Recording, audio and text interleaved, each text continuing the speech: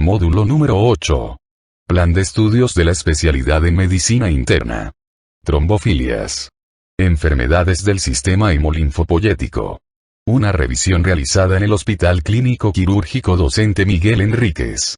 La Habana, junio de 2021.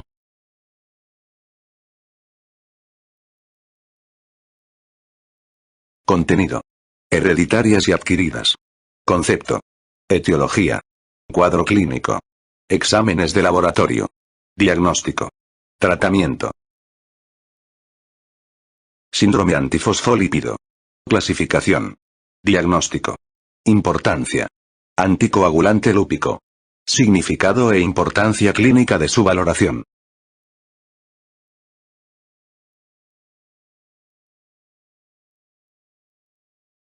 Trastornos trombóticos. Estados de hipercoagulabilidad. Los estados de hipercoagulabilidad, que se denominan también trombofilias, engloban una serie de trastornos hereditarios o adquiridos que están asociados a un aumento del riesgo de trombosis. Los estados de hipercoagulabilidad primarios se deben a una alteración cualitativa de proteínas de la coagulación específicas, que inducen un estado protrombótico. La mayoría de estos trastornos se deben a mutaciones hereditarias y polimorfismos que condicionan la deficiencia de un factor antitrombótico fisiológico, normalmente asociada a una mutación de pérdida de función, o el aumento de un factor protrombótico, normalmente asociado a una mutación de ganancia de función. En especial, cuando se combinan con otras mutaciones protrombóticas hereditarias, interacciones multigénicas, estos cuadros de hipercoagulabilidad primarios se asocian a una predisposición a la trombosis durante toda la vida. Los estados de hipercoagulabilidad secundarios son un grupo diverso de trastornos sobre todo adquiridos que producen una tendencia a la trombosis por mecanismos más complejos, a menudo multifactoriales. El estímulo que desencadena un episodio de trombosis determinado suele ser el desarrollo de un estado de hipercoagulabilidad secundario adquirido que se superpone al estado hereditario de coagulabilidad.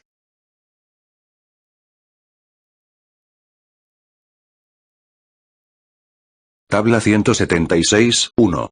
Estados de hipercoagulabilidad primarios. Deficiencia de factores antitrombóticos. Deficiencia de antitrombina, 3. Deficiencia de proteína C. Deficiencia de proteína S. Aumento de los factores protrombóticos. Factor 5 activado, resistencia a la proteína C activada. Factor 5 Leiden. Protrombina, mutación G20210A de la protrombina. Factor 9 Padua, mutación R338L del factor 9. Factores 7, 11, 9, 8. Factor de von Willebrand. Fibrinógeno, datos epidemiológicos. Mecanismos moleculares desconocidos.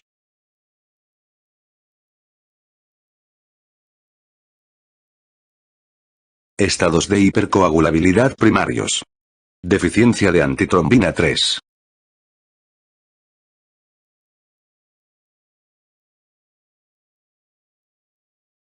Epidemiología y biopatología. Las deficiencias cuantitativas o cualitativas hereditarias de antitrombina 3 ocasionan un aumento de la acumulación de fibrina y una tendencia durante toda la vida a la trombosis. La antitrombina es el principal inhibidor fisiológico de la trombina y de otros factores de la coagulación activados. Tanto, su deficiencia causa una actividad no regulada de las proteasas con formación de fibrina. La frecuencia de la deficiencia asintomática heterocigota de antitrombina en la población general puede ser de 1 por 350. Desde el punto de vista clínico, la mayor parte de estas personas presentan mutaciones silentes y nunca sufren manifestaciones trombóticas. La frecuencia de la deficiencia sintomática de antitrombina en la población general se ha estimado entre 1 por 2000 y 1 por 3000. Entre los pacientes valorados por una tromboembolia venosa, la deficiencia de antitrombina se detecta solo en el 1 al 2%, pero afecta a alrededor del 2,55% de los pacientes seleccionados con trombosis de repetición o que aparecen a edades más precoces, menor de 45 años.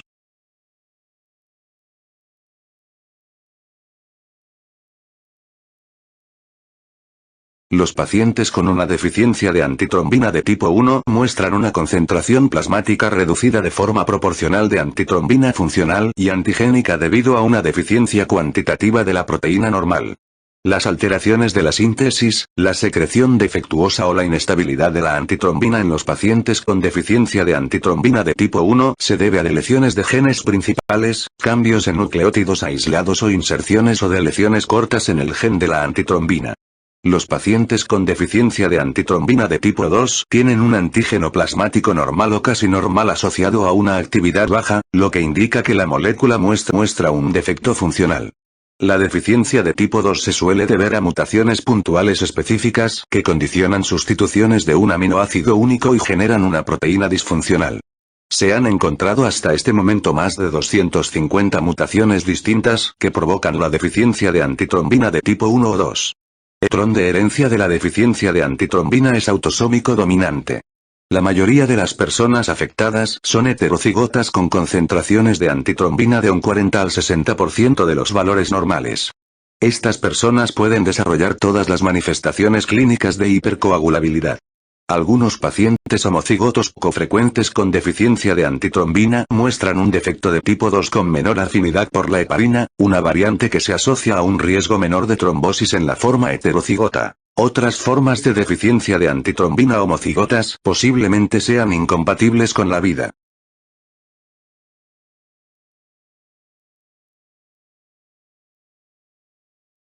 Deficiencia de proteína C. La deficiencia de proteína C causa una producción no regulada de fibrina debida a la inactivación alterada de los factores 8 activado y 5 activado, dos cofactores fundamentales de la cascada de la coagulación.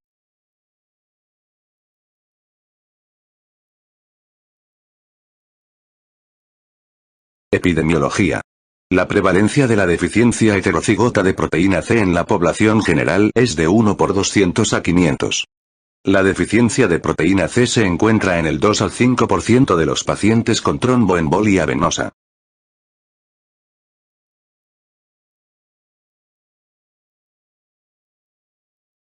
Biopatología. Igual que sucede con la deficiencia de antitrombina, se reconocen dos formas generales de deficiencia de proteína C. Tipo 1, en la que una deficiencia cuantitativa de la proteína se asocia a una reducción proporcional del antígeno y la actividad de la proteína C, y tipo 2, en la que existen defectos cuali de la proteína C asociados a una reducción desproporcionada de la actividad de la proteína C respecto al antígeno.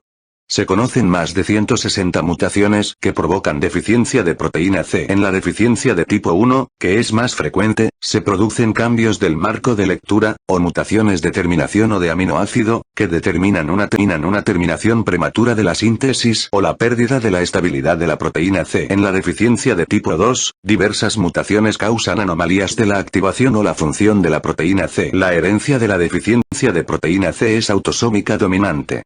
Igual que sucede en la deficiencia de antitrombina, la mayoría de los afectados son heterocigotos. Se produce una púrpura neonatal fulminante, una complicación muy infrecuente que condiciona una trombosis generalizada y en ocasiones mortal, en los individuos con una deficiencia homocigota de las proteínas C o S.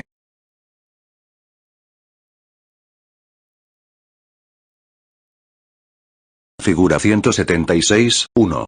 Esquema general de la patogenia de la trombosis. Un episodio clínico de trombosis se ve estimulado por un estímulo adquirido, a menudo uno de los estados de hipercoagulabilidad secundaria, superpuestos en una predisposición genética ocasionada por un estado hipercoagulable primario. La magnitud del estímulo desencadenante adquirido varía desde una mayor, por ejemplo, cirugía de rodilla o cadera, a una menor, por ejemplo, viaje en avión de larga duración, e incluso una subclínica, no franco identificable. De un modo similar, la magnitud de la predisposición genética de por vida varía desde una mayor, por ejemplo, deficiencia heterocigota de antitrombina 3, proteína C o proteína S, mutación homocigota del gen del factor 5 leidenoprotrombina, o dos o más estados hipercoagulables primarios, a una menor, por ejemplo, mutación heterocigota del gen del factor 5 leideno de la protrombina.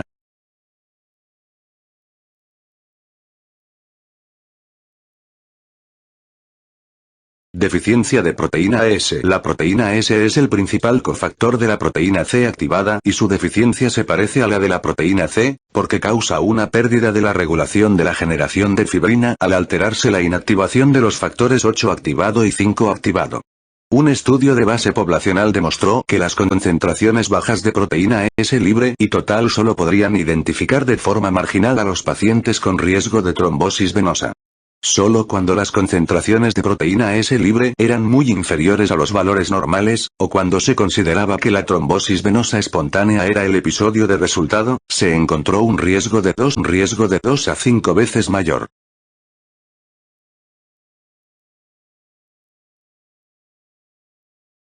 Epidemiología. Se estima que la deficiencia de proteína S afecta a 1 de cada 500 personas en la población general. Su frecuencia en los pacientes valorados por tromboembolia venosa, 1 al 3%, es comparable a la de la deficiencia de proteína C.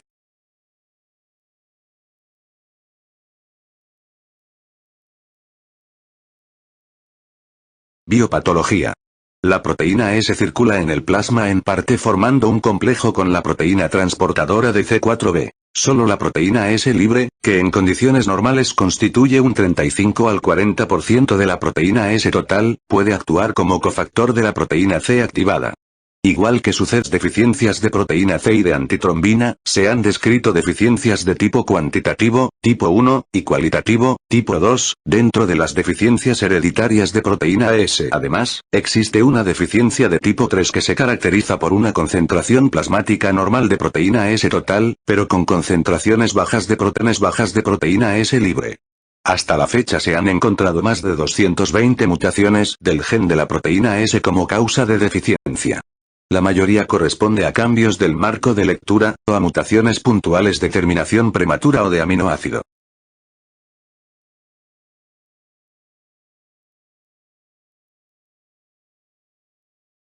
Resistencia a la proteína C activada, factor 5 Leiden. Epidemiología. La mutación factor 5 Leiden es bastante frecuente, 3 al 8%, en la población sana de raza blanca de ascendencia europea, pero es mucho menos prevalente en algunas poblaciones afroamericanas y asiáticas. Produce resistencia a la proteína C activada. En diversos estudios se ha encontrado una frecuencia muy variable de resistencia a la proteína C activada, 10 al 64%, entre los pacientes con tromboembolia venosa.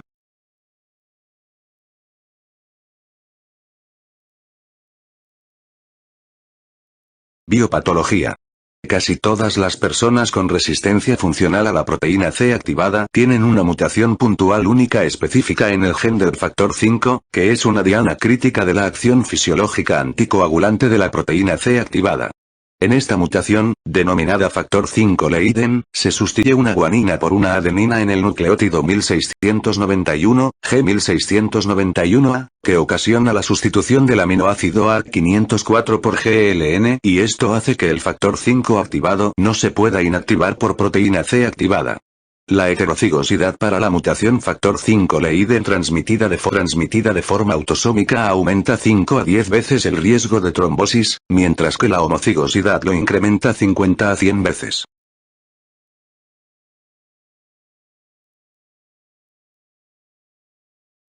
Mutación del gen de la protrombina G20210A. La sustitución de G por A en el nucleótido 20210 del gen de la protrombina se ha asociado a un incremento de las concentraciones plasmáticas de protrombina y a un mayor riesgo de trombosis venosa. La frecuencia alélica de esta mutación con ganancia de función es del 1 al 6% en la población de raza blanca, pero es mucho menos prevalente en otros grupos raciales. La mutación G20210A de la protrombina aparece en el 3 al 8% de todos los pacientes con tromboembolia venosa.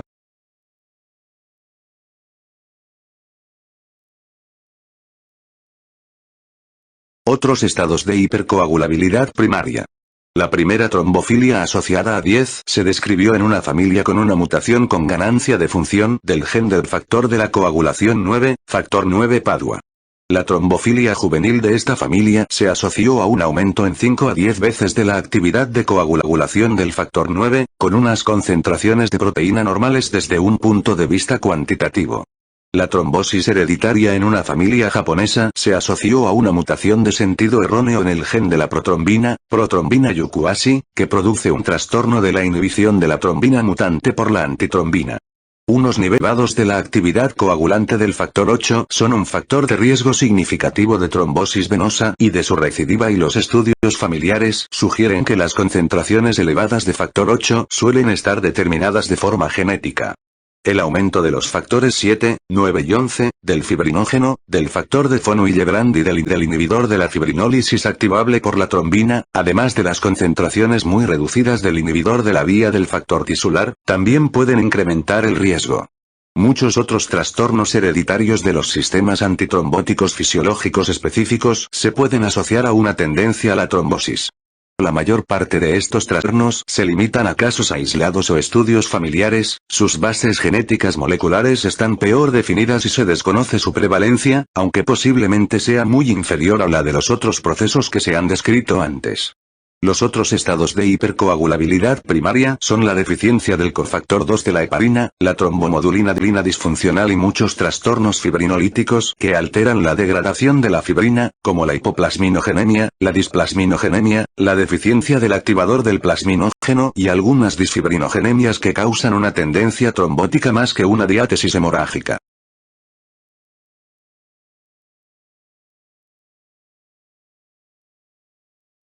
Manifestaciones clínicas. Los estados de hipercoagulabilidad primaria se asocian a complicaciones principalmente tromboembólicas de tipo venoso. La trombosis venosa profunda de las extremidades inferiores y la embolia pulmonar son las manifestaciones clínicas más frecuentes. Otras localizaciones menos habituales de trombosis venosa son la tromboflebitis superficial y las trombosis venosas mesentérica y cerebral. La trombosis arterial que afecta a la circulación coronaria, cerebrovascular y periférica normalmente no guarda relación con ninguno de los estados de hipercoagulabilidad primaria. Sin embargo, la trombosis venosa puede ocasionar una oclusión arterial por embolías paradójicas a través de un agujero oval permeable. Además, los estudios epidemiológicos han revelado un aumento del riesgo global de enfermedad trombótica arterial y vascular ateroesclerótica en los pacientes con antecedentes de tromboembolia venosa y al contrario. Posiblemente se produzca un aumento de la frecuencia de abortos de repetición en los estados hipercoagulables primarios, pero esta asociación no está tan bien establecida como lo está en el síndrome antifosfolipídico.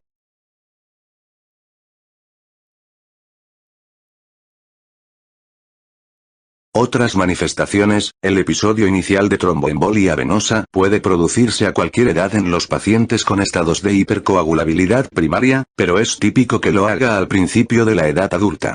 Es frecuente encontrar antecedentes familiares de trombosis. El riesgo de trombosis es variable entre los pacientes de hipercoagulabilidad y es máximo en pacientes con deficiencias de los factores antitrombóticos. Está muy aumentado cuando coexisten múltiples mutaciones protrombóticas. Los pacientes con deficiencias homocigotas suelen tener complicaciones trombóticas de mayor gravedad. La necrosis cutánea inducida por warfarina puede complicar de forma poco frecuente el inicio del tratamiento con anticoagulantes orales en enfermos con deficiencia heterocigota de proteína CoS. Como estas dos proteínas dependen de la vitamina K para su función normal, las concentraciones plasmáticas en pacientes con deficiencias hereditarias pueden llegar casi a cero en los primeros días tras comenzar el tratamiento con warfarina, un antagonista de la vitamina K, lo cual provoca un desequilibrio transitorio protrombótico y una necrosis cutánea por trombosis vascular dérmica. En cualquier caso, la anticoagulación oral consigue una profilaxis antitrombótica eficaz a largo plazo en estos pacientes.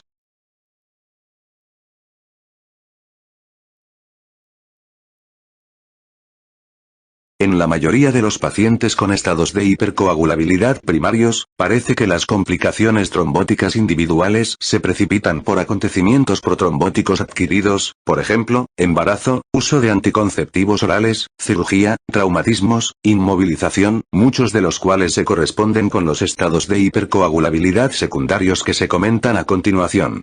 Por ejemplo, la trombosis complica el embarazo, sobre todo durante el puerperio, en el 30.160% de las mujeres con deficiencia de antitrombina, en el 10 al 20% de las que sufren una deficiencia de las proteínas CoS y en casi un 30% de las que tienen resistencia a proteína C activada, factor 5 Leiden, a menos que se administre anticoagulación profiláctica en este periodo. Aunque se ha considerado que la trombosis venosa profunda y la embolia pulmonar reejan simplemente el espectro clínico de las manifestaciones de la misma entidad, es decir, tromboembolia venosa, se han puesto de manifiesto algunos patrones definidos para los dos acontecimientos clínicos. Cuando los pacientes debutan inicialmente con una embolia pulmonar, independientemente de la causa, es más probable que tengan de nuevo una embolia pulmonar si recae la tromboembolia venosa y al igual para la trombosis venosa profunda si recae la tromboembolia venosa. Además se ha observado que algunos estados de hipercoagulabilidad se manifiestan preferentemente como una trombosis venosa profunda o embolia pulmonar. El factor 5 Leiden supone un riesgo claramente superior de trombosis venosa profunda que de embolia pulmonar, la denominada paradoja del factor 5 Leiden. Por el contrario, una enfermedad pulmonar de base, por ejemplo, enfermedad pulmonar obstructiva crónica, neumonía o anemia drepanocítica, muestran una probabilidad desproporcionadamente más alta de sufrir una embolia pulmonar que cuando la trombosis venosa profunda es la primera manifestación de la tromboembolia venosa. Los motivos por los que parece que algunos individuos con tromboembolia venosa muestran una mayor tendencia a la embolia que otros no se conocen.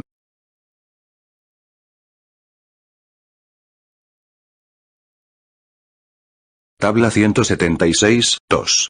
Estados de hipercoagulabilidad hereditarios, trombofilias, epidemiología y riesgo de tromboembolia venosa.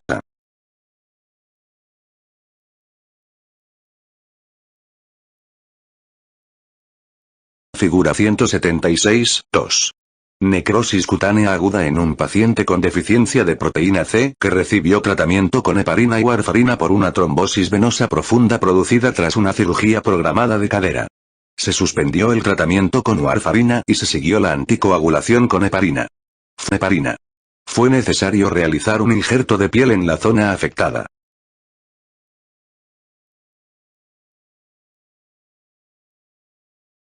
Figura 176, 3. Algoritmo para las pruebas de trombofilia tras un primer episodio de trombosis venosa profunda o embolia pulmonar y en familiares asintomáticos de primer grado. Dado que no existen recomendaciones fuertes basadas en la evidencia, las decisiones sobre las pruebas de trombofilia se deberían individualizar y oscilarían entre no recomendadas de forma habitual y recomendada en la mayor parte de los casos. Las pruebas de trombofilia incluyen antitrombina 3, proteína C, proteína S, factor 5 Leiden, mutación del gen 20210A de la protrombina y anticuerpos antifosfolipídicos entre anticoagulante lúpico. B. Los factores provocadores incluyen enfermedades malignas activas, estados postoperatorios, inmovilización, traumatismos, enfermedad inflamatoria crónica activa, por ejemplo, psoriasis activa, neoplasias mieloproliferativas, embarazo, anticonceptivos orales y tratamiento hormonal sustitutivo. En los familiares de primer grado asintomáticos de estos individuos, no realizar las pruebas es una alternativa a hacerlas.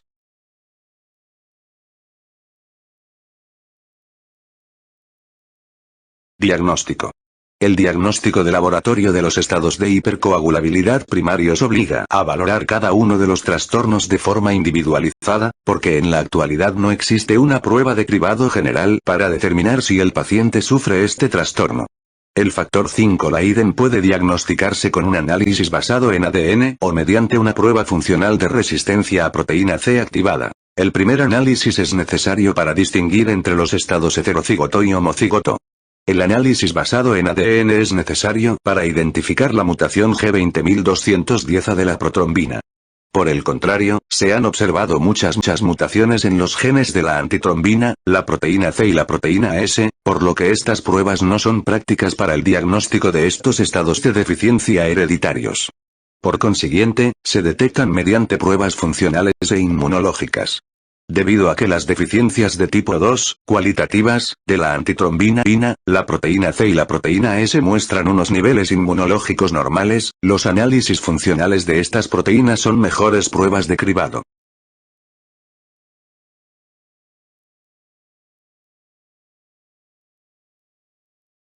Abordaje diagnóstico. El abordaje diagnóstico de un paciente con un episodio demostrado de tromboembolia venosa incluye la anamnesis exhaustiva, la exploración física y pruebas analíticas básicas que deben identificar posibles trastornos o estímulos precipitantes que desencadenan un episodio agudo y descartar causas adquiridas de base de la hipercoagulabilidad, como enfermedades malignas ocultas. Como se comenta en la valoración de un paciente con un posible estado de hipercoagulabilidad, la falta de evidencias de un riesgo claramente aumentado de recaída de la trombosis en los pacientes con antecedentes de tromboembolia venosa asociada a la mayor parte de los estados hipercoagulables primarios, trombofilias, ha condicionado que la necesidad de hacer pruebas de trombofilia tras un primer episodio sea dudosa. Esta controversia se refleja en las recomendaciones prácticas actuales.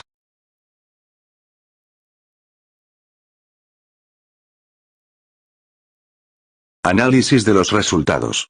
En este momento un abordaje diagnóstico razonable es el cribado de al menos todos los pacientes con intensa trombofilia tras un episodio inicial de tromboembolia venosa. Los pacientes con un episodio demostrado antes de los 40 años, los antecedentes familiares o los tromboembolia venosa no provocados o recidivantes. Sin embargo, no se recomienda realizar de forma indiscriminada pruebas de trombofilia de forma habitual en todos los casos tras un primer episodio de tromboembolia venosa o en los que tengan factores provocadores claros. El análisis de los resultados de un ensayo clínico aleatorizado mostró que la tromboembolia venosa recidivante no aumentaba, al menos durante el tratamiento con warfarina, en presencia de factor 5 Leiden, mutación G20210A de la protrombina, deficiencia de antitrombina o niveles elevados de factor 8, 11 u homocisteína. Sin embargo, no se han realizado ensayos clínicos controlados hasta el momento para evaluar el beneficio de analizar la presencia de trombofilia sobre el riesgo de tromboembolia venosa recidivante. Aunque se recomienda la anticoagulación de forma indefinida en pacientes con 2 o más episodios de tromboembolia venosa, con independencia de que se encuentre o no un estado de hipercoagulabilidad primaria, realizar pruebas a estos enfermos en busca de trombofilia todavía es útil para orientar también las estrategias de cribado en las familias. Por lo general, los pacientes con trombosis arterial no tienen por qué ser valorados para descartar estos trastornos, porque no existe una clara asociación entre los estados de hipercoagulabilidad primarios y un riesgo aumentado de trombosis arterial. Al contrario, algunos de los estados de hipercoagulabilidad secundarios, como la hiperhomocisteinemia y el síndrome antifosfolipídico, se asocian a un mayor riesgo de trombosis arteriales y venosas.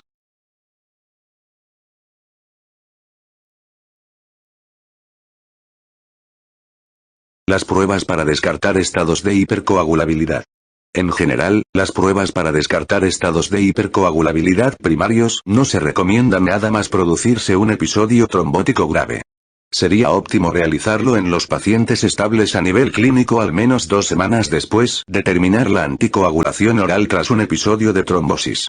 Esto se debe a que la trombosis activa puede consumir de forma transitoria y agotar algunas de las proteínas antitrombóticas del plasma y condicionar un diagnóstico erróneo de deficiencia hereditaria de antitrombina, proteína C o proteína S. Además de la trombosis aguda, el embarazo, el uso de estrógenos, la hepatopatía y la coagulación intravascular diseminada pueden provocar deficiencias adquiridas de antitrombina y proteínas C o S. La anticoagulación también puede interferir con algunas pruebas funcionales de los trastornos de hipercoagulabilidad primarios.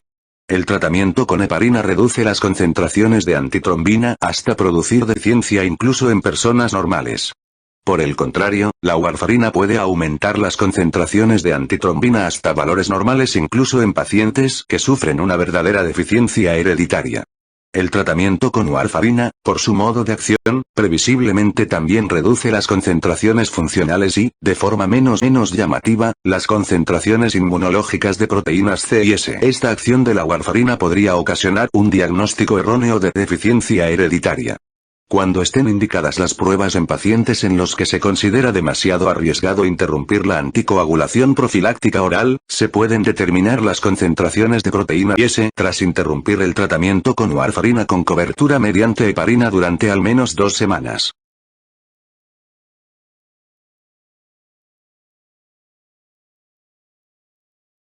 Pruebas de cribado.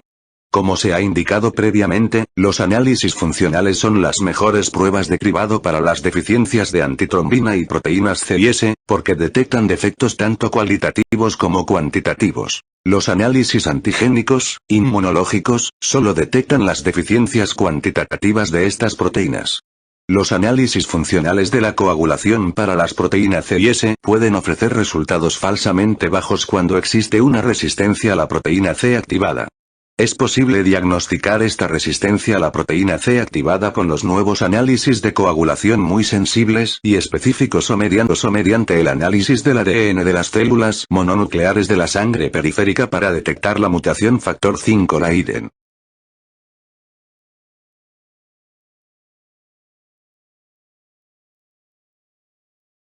Tratamiento.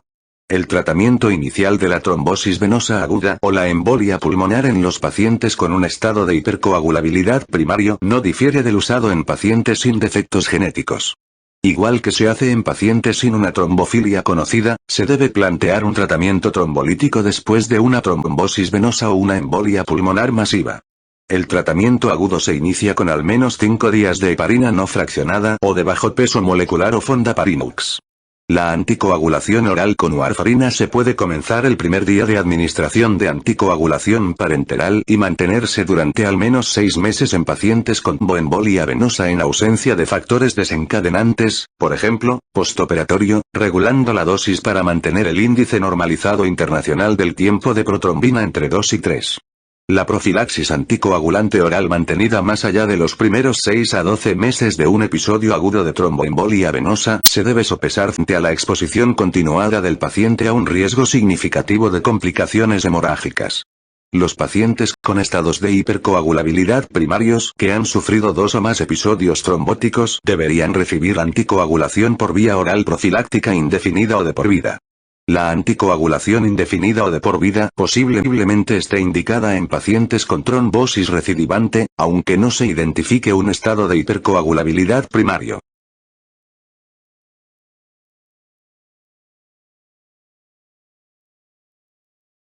Anticoagulación profiláctica oral. La decisión de mantener la anticoagulación profiláctica oral más allá del período inicial tras el primer episodio de trombosis plantea más dificultades. Tras un episodio aislado de trombosis, los pacientes con un cuadro de hipercoagulabilidad hereditario posiblemente deban recibir anticoagulación indefinida o de por vida si los episodios iniciales pusieron en riesgo su vida o se produjeron en lugares poco habituales, trombosis venosa mesentérica o cerebral, o cuando muestran más de una alteración genética protrombótica. Algunos expertos recomiendan también la anticoagulación indefinida o de por vida tras un episodio de tromboembolia venosa inicial en pacientes con riesgo de recidiva aumentado, que son los que tienen una deficiencia heterocigota aislada de antitrombina, proteína C o proteína S o aquellos homocigotos para el factor 5 Leiden.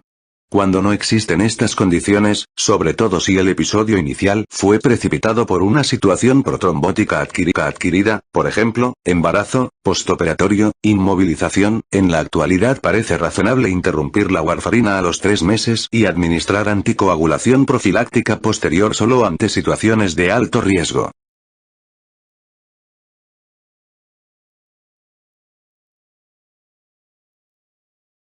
Personas asintomáticas. Las personas asintomáticas con trombofilia conocida y que no han presentado complicaciones trombóticas previas no requieren anticoagulación profiláctica, excepto en los períodos de alto riesgo de trombosis. Dado que aproximadamente la mitad de los familiares de primer grado de un paciente con un estado de hipercoagulabilidad primaria deberían estar afectados, se debería asesorar a estos individuos sobre las implicaciones de estas pruebas y la posibilidad de establecer un diagnóstico. El control del embarazo en las mujeres con estados de hipercoagulabilidad primarios necesita consideraciones especiales por el alto riesgo de trombosis, sobre todo durante el puerperio. Las mujeres con trombofilia y antecedentes de trombosis, aunque posiblemente también las que sufren una trombofilia pese a estar asintomáticas, deben recibir anticoagulación profiláctica durante el embarazo y al menos durante 6 semanas en el posparto, un período de riesgo especialmente elevado. Los cumarínicos atraviesan la placenta y pueden provocar hemorragia y también efectos teratógenos en el feto, por lo que no se deben emplear anticoagulantes orales durante el embarazo. La heparina no atraviesa la placenta y no produce complicaciones fetales. El anticoagulante de elección durante el embarazo será una dosis fija de una heparina de bajo peso molecular en lugar de heparina no fraccionada.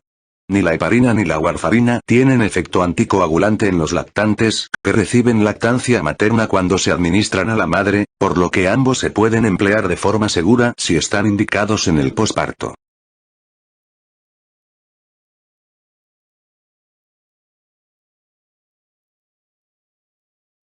La necrosis cutánea inducida por warfarina.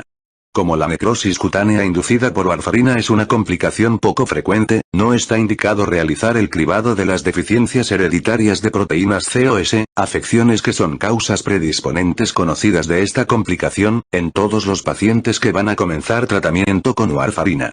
La mayoría de los casos se pueden evitar no comenzando el tratamiento con warfarina con dosis de carga elevadas y realizando una cobertura simultánea con heparina. Cuando se produce esta complicación, que causa lesiones cutáneas rojas dolorosas y posteriormente oscuras y necróticas a los pocos días de comenzar el tratamiento con warfarina, se debería interrumpir de inmediato el fármaco, administrar vitamina K e iniciar el tratamiento con heparina. La administración de plasma fresco congelado o concentrado de proteína C purificada para normalizar las concentraciones de proteína C permite mejorar los resultados con rapidez. A pesar de esta rara complicación, la warfa es un anticoagulante profiláctico eficaz a largo plazo en pacientes con deficiencia hereditaria de proteínas COS. El concentrado de antitrombina purificada obtenida del plasma humano normal o la antitrombina recombinante humana puede ser un complemento útil para la anticoagulación en pacientes resistentes a la heparina, que corresponden a casos poco frecuentes de deficiencia de antitrombina de tipo 2, y en pacientes con deficiencia de antitrombina con trombosis recidivante a pesar de una anticoagulación adecuada. Se puede plantear también la infusión de concentrado de antitrombina en algunos cuadros perioperatorios u obstétricos en los que la anticoagulación se asocia a un riesgo de hemorragia inaceptable.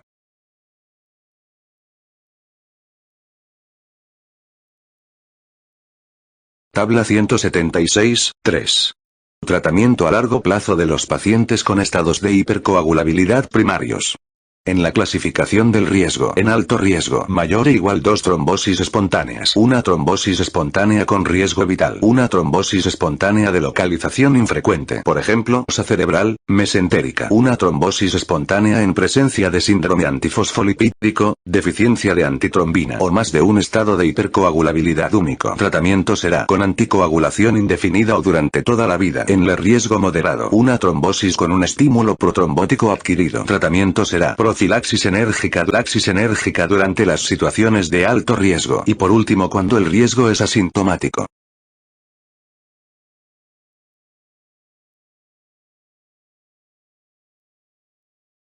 Estados de hipercoagulabilidad secundarios. Definición. Los estados de hipercoagulabilidad secundarios son trastornos diversos, en su mayoría adquiridos, que predisponen a los pacientes al desarrollo de trombosis por mecanismos fisiopatológicos multifactoriales complejos. Muchos de ellos también son un estímulo adquirido que precipita la trombosis clínica en personas con predisposición genética, estados de hipercoagulabilidad primarios. Aunque cada trastorno produce trombosis principalmente por alteraciones del flujo sanguíneo, reología, la composición de la sangre, factores de la coagulación y función de las plaquetas, o la pared vascular, en muchos de ellos intervienen múltiples mecanismos solapados.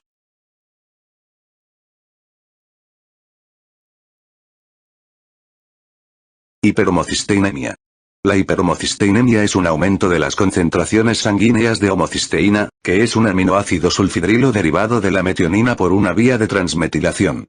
La homocisteína se remetila a metionina o se cataboliza a cistationina. La principal vía de remetilación necesita folato y cobalamina, vitamina B12, e implica la acción de la metilentetrahidrofolato reductasa. Una vía de remetilación de menor importancia implica a la betaína homocisteína metiltransferasa. Como alternativa, la homocisteína se puede convertir en cistationina a través de una vía de transulfuración catalizada por la cistationina beta sintasa, que utiliza piridoxina como cofactor.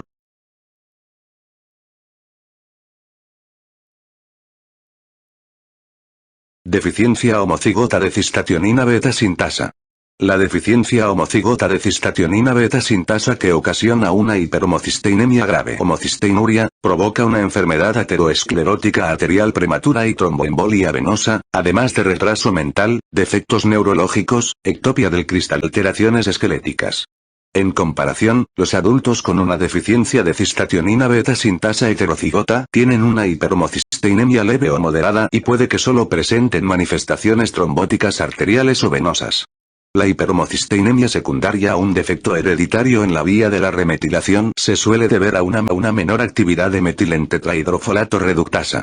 En los pacientes homocigotos con la mutación autosómica recesiva C677T del gen metilentetrahidrofolato reductasa, que se encuentra en un 15% de determinadas poblaciones, se puede producir una hiperhomocisteinemia moderada, que se corrige con ácido fólico, pero no parece relacionarse con el riesgo de trombosis venosa. 13. Las causas adquiridas de hiperhomocisteinemia en adultos suelen implicar deficiencias nutricionales de los cofactores necesarios para el metabolismo de la homocisteína, como piridoxina, cobalamina y folato.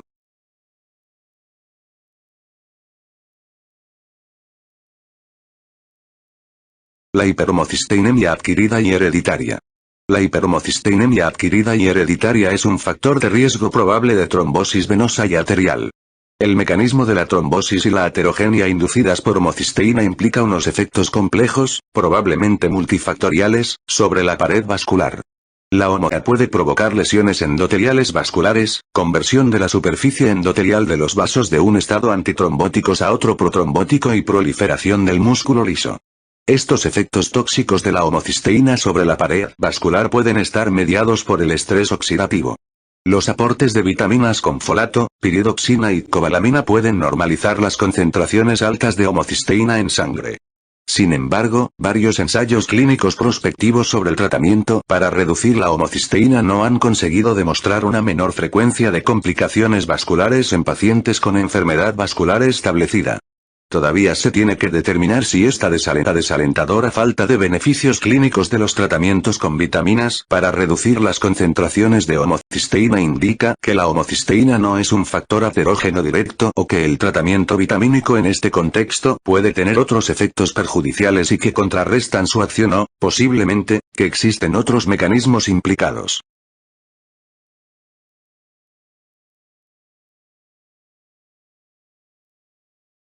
Neoplasias malignas.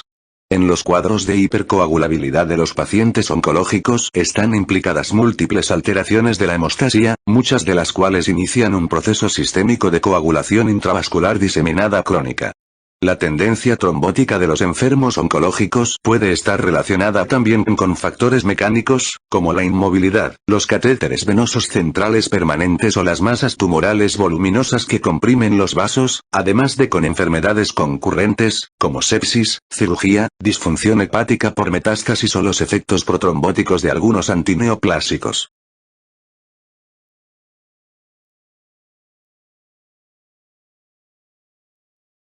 Figura 176, 4. Algoritmo para la evaluación de una neoplasia maligna oculta tras un episodio no provocado de trombosis venosa profunda o embolia pulmonar o trombosis en lugares infrecuentes.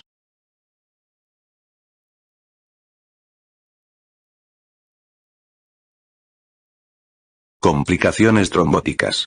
La incidencia de complicaciones trombóticas en pacientes oncológicos depende en parte del tipo de tumor maligno.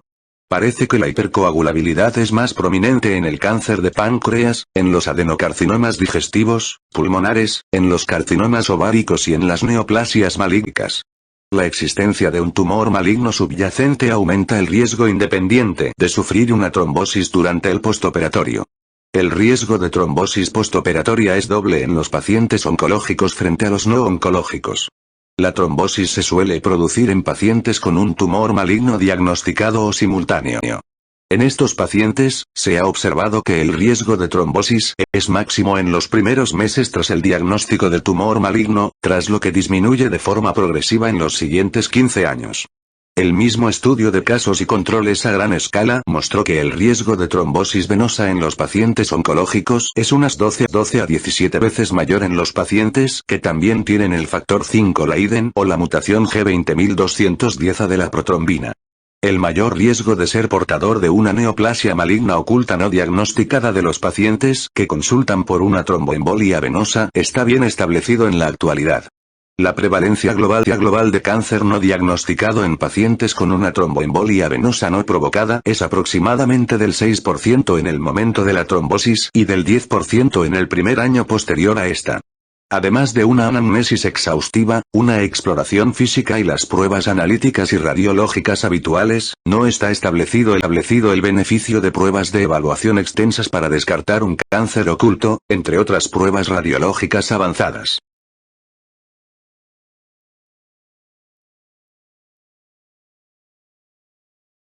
Las manifestaciones trombóticas más frecuentes en los pacientes con neoplasias son la trombosis venosa profunda y la embolia pulmonar, pero también se pueden encontrar complicaciones trombóticas menos frecuentes y más características. El síndrome de Trousseau, caracterizado por una tromboflebitis superficial migratoria de las extremidades superiores o inferiores, guarda una estrecha relación con el cáncer. En la endocarditis trombótica no bacteriana se forman vegetaciones de plaquetas y fibrina en las válvulas cardíacas, que producen manifestaciones clínicas por embolización sistémica. Un 75% de los pacientes con endocarditis trombótica no bacteriana tienen una neoplasia maligna de base en la autopsia. El síndrome de Trousseau y la endocarditis trombótica no bacteriana se relacionan estrechamente con los adenocarcinomas. La aparición de cualquiera de estos síndromes en pacientes sin un cáncer conocido obliga a buscar de forma más decidida una neoplasia maligna oculta que en pacientes con trombosis venosa profunda o embolia pulmonar. La microangiopatía trombótica, que se caracteriza por hemólisis con fragmentación de los eritrocitos, trombocitopenia y trombosis microvascular con afectación de órganos diana, se produce en el 5% de los enfermos con carcinomas metastásicos, sobre todo de origen gástrico, pulmonar y mamario. Algunos fármacos antineoplásicos aumentan por sí mismos el riesgo de trombosis en pacientes oncológicos. Entre ellos destacan los antiangiogénicos, tromboembolia venosa asociada a talidomida y lenalidomida, trombosis arterial con bevacizumab, sunitinib, sorafenib. En el mieloma múltiple, el riesgo de trombosis por la talidomida aumenta 10 veces cuando se combina este fármaco con dexametasona en dosis altas y una antraciclina. Otros quimioterápicos trombógenos son el ácido todotransretinoico y el trióxido de arsénico, sobre todo cuando se emplean como quimioterapia de inducción en la leucemia promielocítica aguda. El cisplatino, que produce trombosis arterial y venosa. La L-asparaginasa, que también puede producir hemorragias. Y el metotrexato.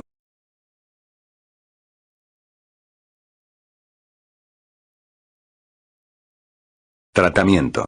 El tratamiento de la tromboembolia venosa aguda en pacientes oncológicos se debe comenzar como en los demás enfermos y, posteriormente, de forma general hay que mantener la anticoagulación profiláctica mientras persista la neoplasia maligna. En algunos pacientes, sin embargo, la resolución completa de la trombovenosa puede permitir suspender el tratamiento con seguridad. La anticoagulación puede resultar difícil en muchos de estos enfermos, ya que son resistentes a la profilaxis con warfarina. La anticoagulación se puede complicar también por hemorragia intratumoral. El tratamiento a largo plazo de los pacientes con cáncer mediante heparina bajo peso molecular tras una tromboembolia venosa reduce las recidivas y posiblemente las complicaciones hemorrágicas cuando se compara con warfarina. La heparina de bajo peso molecular también reduce el riesgo de una primera tromboembolia venosa en los pacientes oncológicos y resulta más eficaz para ello que la warfarina, aunque no se ha demostrado que incremente la supervivencia en este contexto. Se han publicado recomendaciones prácticas basadas en la evidencia para la prevención y el tratamiento de la tromboembolia venosa en los pacientes oncológicos.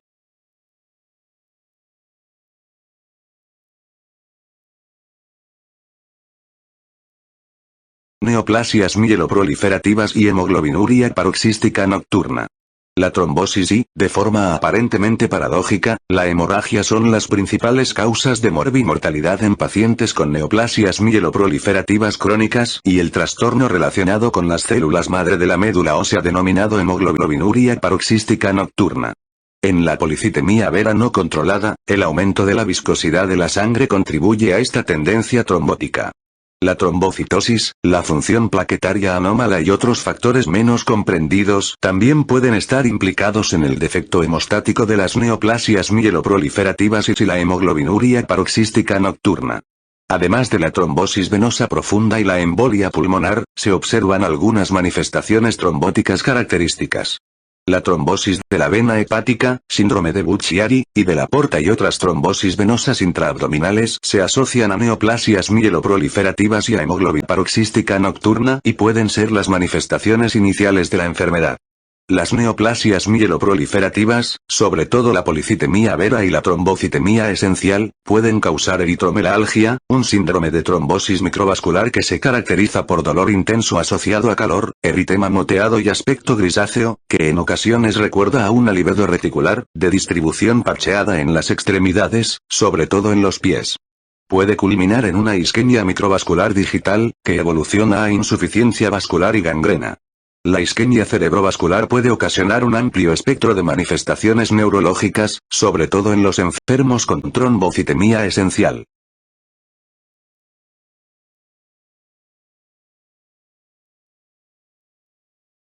Tratamiento. El tratamiento de la tromboembolia venosa en los pacientes con neoplasias mieloproliferativas y hemoglobinuria paroxística nocturna se debe iniciar igual que en los pacientes sin estos trastornos hematológicos. En los pacientes con trombosis asociada a policitemia vera, el hematócrito se debería mantener en valores normales mediante flebotomías o quimioterapia o con ambos tratamientos. Los pacientes que mantienen un hematócrito inferior al 45% muestran una frecuencia significativamente inferior de muerte cardiovascular y trombosis mayores que los que tienen hematocritos entre el 45 y el 50%. Las dosis bajas de ácido acetilsalicílico, 100 mg diarios, permiten prevenir las complicaciones trombóticas sin aumentar la incidencia de hemorragia grave en los pacientes con policitemia vera, que no presentan contraindicaciones para su uso. En los enfermos con trombocitemia esencial, la citorreducción del recuento de plaquetas aumentado se consigue con quimioterapia.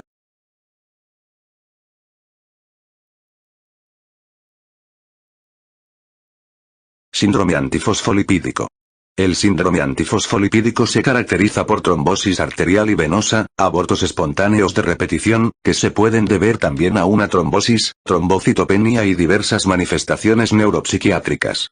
El síndrome se asocia a un grupo heterogéneo de autoanticuerpos que se usan complejos aniónicos de fosfolípidos proteínas, de los que la beta-2, glucoproteína 1 es un cofactor proteico. Los pacientes con este síndrome tienen cualquier combinación de pruebas positivas para detectar distintos anticuerpos frente a los antifosfolípidos plasmáticos, por ejemplo, anticardiolipina, I, o pruebas de la coagulación basadas en los fosfolípidos, anticoagulante lúpico. Los efectos protrombóticos predominantes de estos anticuerpos posiblemente se dirigen contra la pared vascular.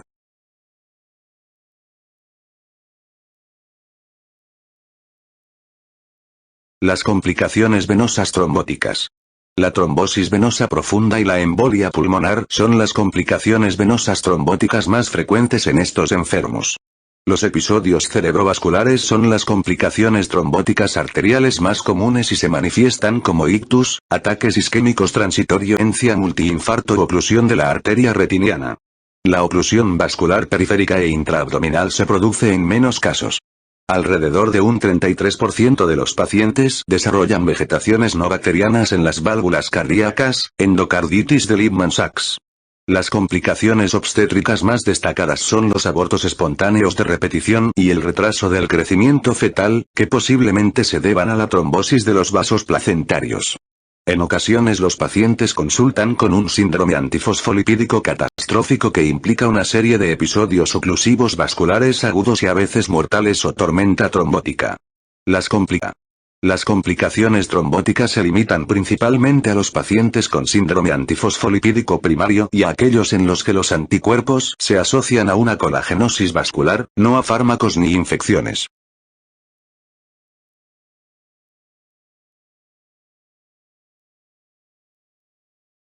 Tratamiento y prevención. El tratamiento agudo de las trombosis en estos pacientes es básicamente el mismo que en otros enfermos. La monitorización de la anticoagulación con heparina resulta difícil en los pacientes con anticoagulante lúpico, porque ya tienen una prolongación del tiempo de tromboplastina parcial activada en condiciones basales. El uso de heparina de bajo peso molecular, que no necesita monitorización, permite evitar este problema. La warfarina resulta eficaz para prevenir las trombosis de repetición, pero en general se necesita un tratamiento prolongado o indefinido, con dosis para conseguir un índice normalizado internacional de 2 a 3. Aunque la demostración analítica de anticuerpos antifosfolipídicos en los pacientes tras un primer episodio de tromboembolia venosa se considera todavía en general indicación de tratamiento anticoagulante indefinido, una revisión sistemática demostró que la fuerza de esta asociación no es segura por la baja calidad de las evidencias favorables a esta. No se ha demostrado que ningún tratamiento de las mujeres con este síndrome permita prevenir los abortos de repetición. El tratamiento con prednisona y ácido acetilsalicílico durante el embarazo no es eficaz para conseguir que el feto nazca con vida y puede aumentar el riesgo de prematuridad. Los portadores asintomáticos de un perfil de alto riesgo de anticuerpos antifosfolipídicos, triple positivo confirmado para anticardiolipina, anticoagulante lúpico y antibeta 2, glucoproteína 1, tienen un riesgo notable de sufrir un primer episodio tromboembólico. Algunos de estos individuos deberían ser incluso candidatos a la tromboprofilaxis primaria.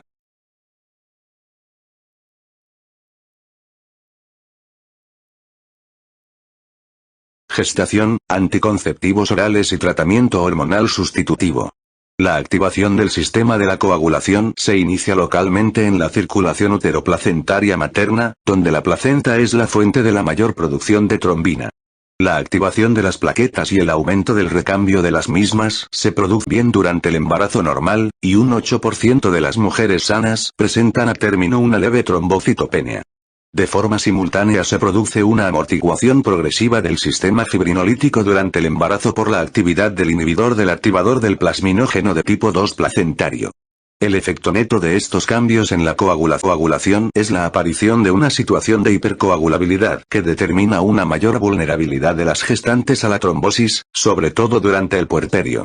Estas alteraciones sistémicas se complican por los factores protrombóticos mecánicos y reológicos del embarazo, incluidos la éstasis venosa en las piernas por el útero grávido, las lesiones de las venas pélvicas durante el parto y el traumatismo en las cesáreas.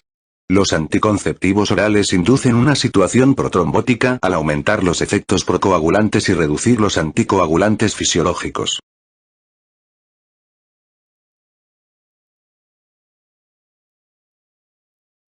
Anticonceptivos orales.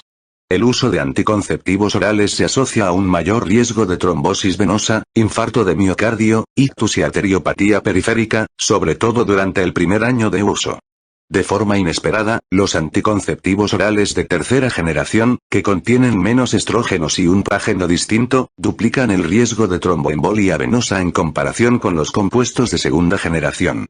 El tratamiento hormonal sustitutivo de la menopausia aumenta el riesgo de tromboembolia venosa profunda al menos 2 a 3,5 veces durante el primer año. El tratamiento hormonal sustitutivo no tiene efectos beneficiosos y puede incluso resultar perjudicial para el riesgo de enfermedad arterial.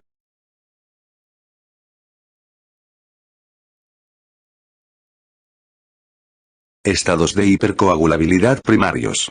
La trombosis venosa profunda y la embolia pulmonar son las complicaciones trombóticas más frecuentes del embarazo y del uso de anticonceptivos orales o tratamiento de sustitución hormonal. La coexistencia de un estado de hipercoagulabilidad primario supone, al menos, un riesgo adicional en todos estos contextos. Cuando no existen antecedentes familiares claros de tromboembolia venosa clínica o una mutación muy trombofílica en un familiar de primer grado, no existe mucha justificación para cribar las mutaciones protrombóticas durante el embarazo o antes de iniciar el tratamiento hormonal sustitutivo o con anticonceptivos orales. La mayor edad, la mayor paridad, la cesárea, el encamamiento o la inmovilización prolongada, la obesidad y los antecedentes de tromboembolia son factores de riesgo protrombótico adicionales en las embarazadas.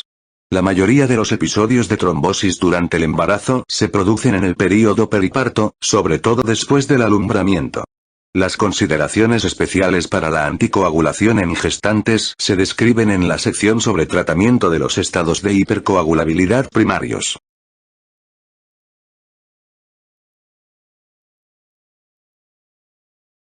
Inflamación sistémica.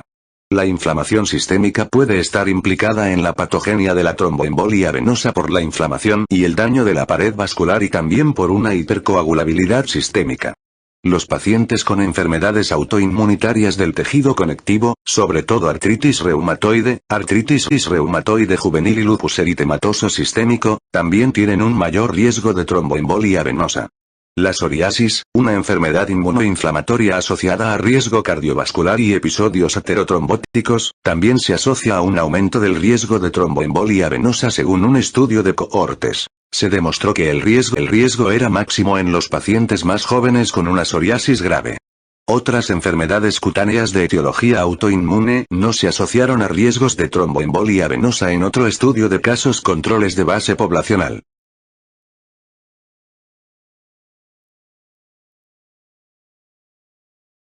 Postoperatorio, inmovilización y traumatismos. La trombosis postoperatoria se debe a una combinación de factores mecánicos locales, que incluyen una reducción del flujo de sangre venosa en las extremidades inferiores y cambios sistémicos de la coagulación. El grado de riesgo de sufrir una trombosis postoperatoria depende en gran medida del tipo de cirugía realizada.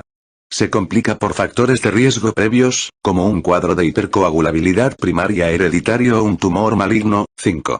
Apartados anteriores, edad avanzada e intervenciones prolongadas. La trombosis venosa profunda y la embolia pulmonar postoperatorias, que son las complicaciones destrombóticas más frecuentes, a menudo son asintomáticas y detectables solamente mediante pruebas no invasivas. La incidencia de trombosis venosa profunda tras una cirugía general es del 20 al 25%, y casi el 2% de los pacientes sufre una embolia pulmonar con repercusión clínica. El riesgo de trombosis venosa profunda tras una cirugía de cadera y una reconstrucción de la rodilla oscila entre el 45 y el 70% sin profilaxis, y la embolia pulmonar sintomática se produce en un 20% de los enfermos sometidos a cirugía de cadera. Aunque el proceso de trombosis suele comenzar durante la intervención o a los pocos días de la misma, el riesgo de esta complicación puede prolongarse más allá de la alta hospitalaria, sobre todo en pacientes operados para colocar una prótesis de cadera.